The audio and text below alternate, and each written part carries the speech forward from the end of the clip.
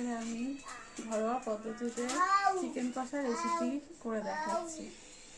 এর জন্য পেঁয়াজ লাগবে, টমেটো লাগবে, আদা রসুন লাগবে বাটা, কাঁচা লঙ্কা গোটা।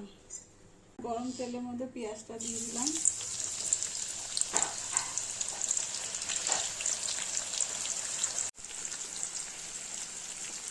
একই সঙ্গে আমি লঙ্কাটাও দিয়ে দেবো।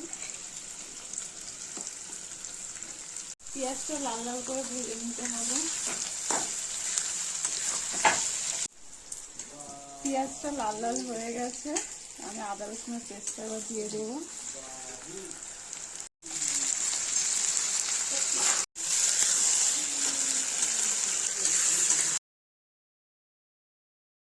লঙ্কা দিয়ে দেবো,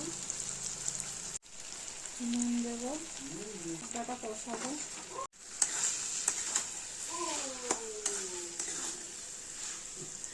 মাংস দিয়ে দেবো।